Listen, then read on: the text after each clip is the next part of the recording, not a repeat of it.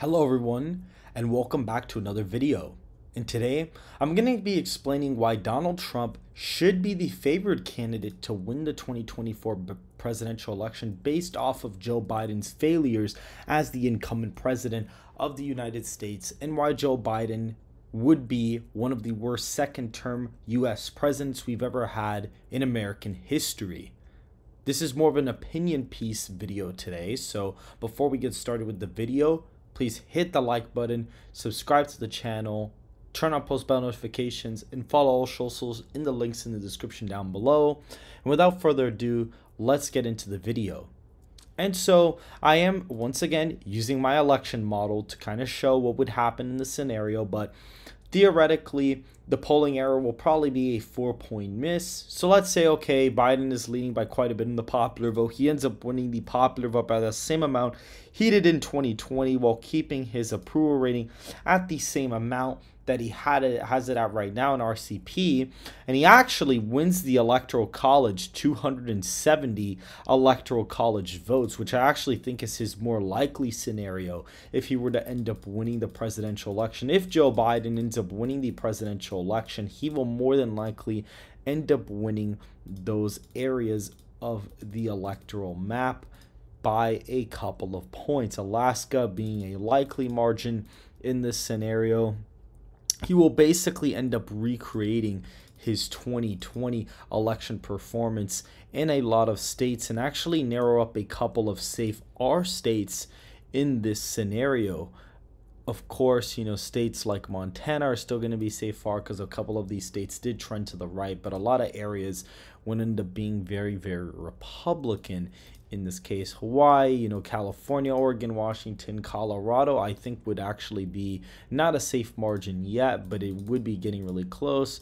A lot of the Northeast would basically end up being a safe margin. The state of New Hampshire would be a likely margin, including the state of Virginia. The first congressional district in Maine would be safe, including the likely margin there. The Nebraska 2nd district would be a likely Democratic district, with Minnesota being a 7-point victory, similar to Joe Biden's victory there.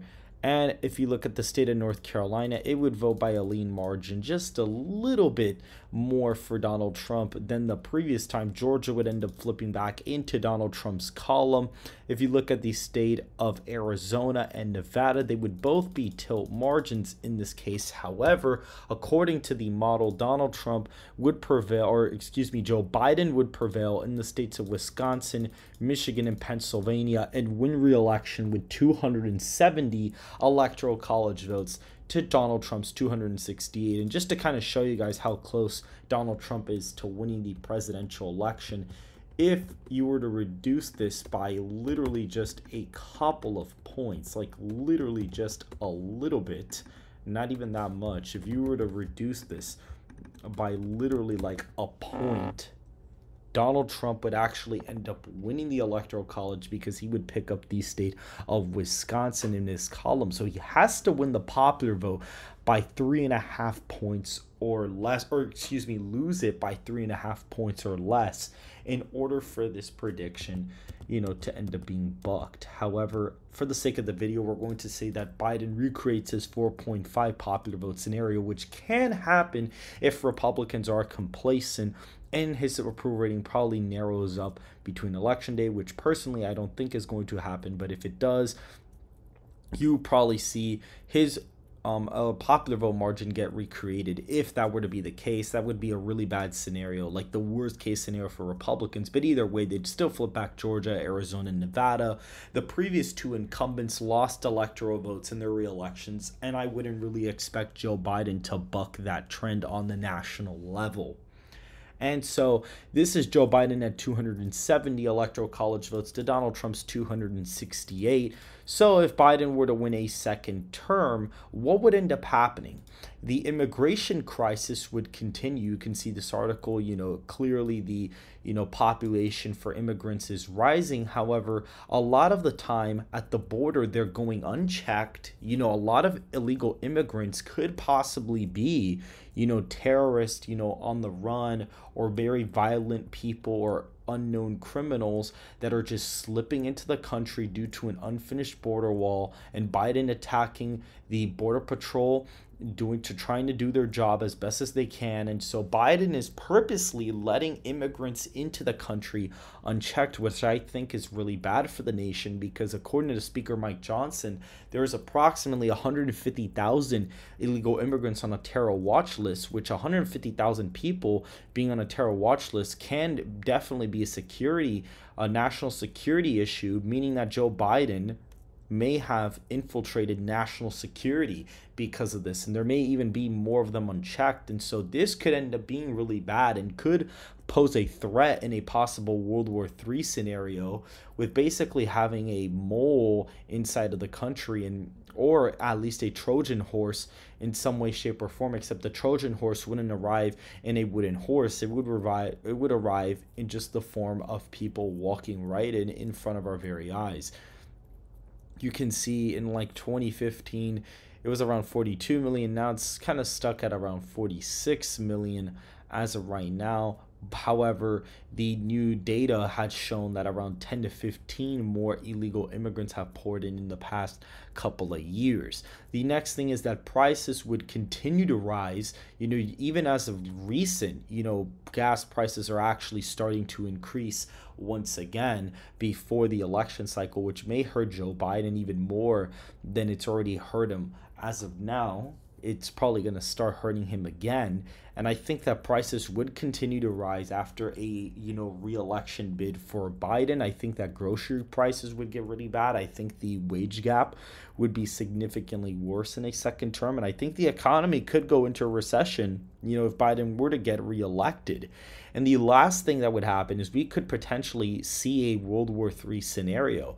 I believe that Biden's foreign policy issues, his foreign policy in general is very ineffective. He's basically been a baby to Russia, giving them a pipeline, basically letting them do whatever they want to attack, Ukraine and other places, letting the Middle East get out of control, not really fending the waves of Palestine and Israel, and all of that war being concentrated in a certain area could potentially cause problems for a potential World War III scenario. And Joe Biden being a mentally incapacitated incumbent president, according to a special report or a special counsel report saying that Biden is a well-meaning elderly man with a poor memory, could potentially be a really bad thing if we were to get into a possible World War III. Now, again, maybe, World War III starts and it's not necessarily Joe Biden's fault. Maybe some